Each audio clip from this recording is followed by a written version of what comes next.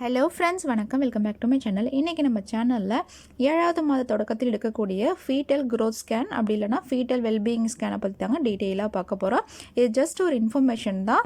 Skip பண்ணாமல் கடைசி வரைக்கும் பாருங்கள், கண்டிப்பாக பயனுள்ளதாக இருக்கும்.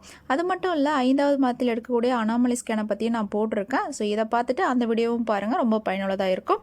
இந்த ஸ்கேன் பார்த்திங்கன்னா 7வது மாத தொடக்கத்தில், அதாவது 3rd ட்ரைமிஸ்டர் தொடங்கும் இல்லையா, அப்போ எடுப்பாங்க. அதாவது 28லேருந்து 32 வாரத்துக்குள்ளே எடுப்பாங்க. இது வந்து first growth scan. Second growth scan எப்போ எடுப்பாங்கன்னா டெலிவரி டேட் பக்கத்தில் எடுப்பாங்க. உதாரணத்துக்கு பார்த்தீங்கன்னா 36லேருந்து 40 வாரம் அதுக்குள்ளே ஏதாவது ஒரு நாளில் எடுப்பாங்க. இதுதாங்க செகண்டு க்ரோத் ஸ்கேனு. எப்படி ஸ்கேன் எடுப்பாங்கன்னு பார்த்தீங்கன்னா, உங்களோட வயிற்றோட அடிப்பகுதியில் ஜெல் தடவிட்டு அப்படியே மேலே வச்சே பார்ப்பாங்கங்க. ஏன்னா குழந்தை ரொம்ப பெருசாக இருக்கும். 5 மாதத்துக்கு அப்புறம் எப்போ ஸ்கேன் பண்ணாலும் வயிற்றின் மேற்பகுதியில் தான் எடுப்பாங்க. ஸோ வயிற்றின் மேற்பகுதியில் ஜெல் தடவிட்டு எடுக்கிற ஸ்கேன் தாங்க இந்த 7th மந்த் ஸ்கேனு. அடுத்தது நம்ம பார்க்க போகிறது க்ரோத் ஸ்கேனுனா என்ன அப்படின்றதாங்க. சிம்பிளாக சொல்லணும்னா, குழந்தை வந்து நல்லா வளருதா அப்படின்ற செக் பண்ணுறது தாங்க க்ரோத் ஸ்கேனு. 5 மாதத்தில் அவங்க மெஷர் பண்ணி வச்சுருப்பாங்க இல்லையா, அதையும் 7th மந்த்தையும் கம்பேர் பண்ணுவாங்க. அப்போ வந்து உறுப்புகளை செக் பண்ணுவாங்க 5வது மாதத்தில்.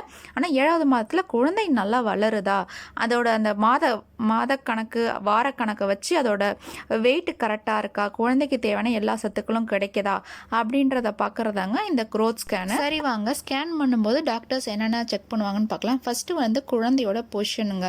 தலை எங்கே இருக்குன்னு பார்ப்பாங்க. தலை வந்து மேலே இருக்கா, கீழே இருக்கா, இல்லை பேபி வந்து உக்காந்துட்டு இருக்கா அப்படின்றத பார்ப்பாங்க. ஏன்னா வந்து தலை பொசிஷன் கீழே இருக்கணும் இல்லையா, அப்படி இல்லைனாலும் பேபி ரொட்டேட் ஆகி வந்துடும். ஏன்னா நார்மல் டெலிவரிக்கு தலை பொசிஷன் கீழே இருக்கணும். இரண்டாவது பார்த்திங்கன்னா ப்ளசண்டா பொசிஷன் எப்படி இருக்குன்னு பார்ப்பாங்க.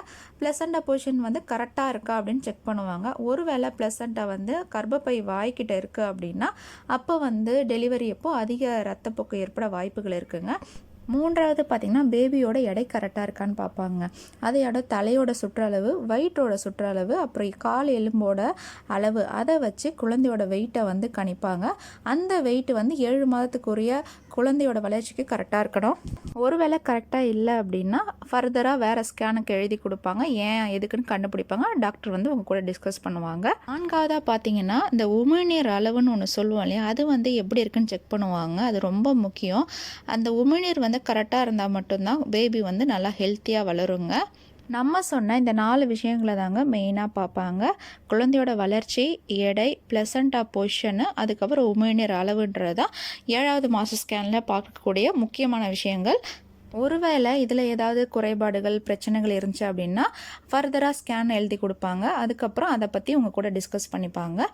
இந்த 7வது மாத ஸ்கேனில் என்னென்ன பார்க்க முடியாதுன்னு பார்த்தீங்கன்னா, முதல் விஷயம், 5வது மாதத்தில் நம்ம பார்த்த மாதிரி எல்லா உறுப்புகளையும் பார்க்க முடியாது. குழந்தை ரொம்ப வளர்ந்துருக்கும், அது காமிக்காதான்.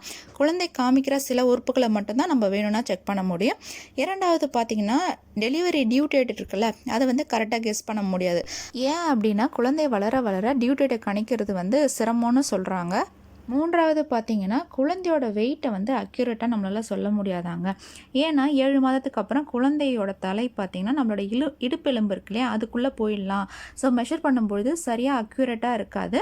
ஆனால் அப்ராக்சிமேட்டாக இவ்வளோ தான் இருக்கும் அப்படின்னு நம்ம சொல்ல முடியும்னு சொல்கிறாங்க. இந்த 3 விஷயங்கள் தான் மெஷர் பண்ண முடியாதவைகள். ஸோ ஓவராலாக சொல்லப்போனால் குழந்தை எப்படி வளர்ந்துருக்கு, குழந்தைக்கு தேவையான சத்துக்கள் கிடைக்குதா, பாதுகாப்பாக இருக்கா, நஞ்சுக்கொடி எப்படி இருக்குது, அதுக்கப்புறம் வந்து நல்ல க்ரோத் இருக்கா, ரத்த ஓட்டங்கள் இருக்கா அப்படின்னு செக் பண்ணுறது தாங்க 7வது மாத ஸ்கேனு.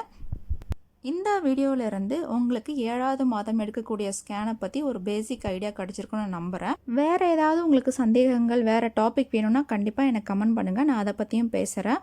நம்ம சேனலில் பார்த்திங்கன்னா pregnancy tips, feeding mothers tips, health tips, அப்புறம் கசாயம்ஸு, நார்மல் டெலிவரி கசாயம்ஸு நிறையா இருக்குது. ஃபஸ்ட் டைமாக இந்த வீடியோவை பார்க்குறீங்க அப்படின்னா நம்ம சேனலை சப்ஸ்கிரைப் பண்ணி வச்சுக்கோங்க. அப்போ தான் நான் ஃப்யூச்சரில் அப்லோட் பண்ணுற எல்லா வீடியோஸும் உடனுக்குடன் வந்து சேரும். வேறு ஒரு யூஸ்ஃபுல்லான வீடியோவோட உங்களை மீண்டும் வந்து சந்திக்கிறேன். பாய், தேங்க்யூ.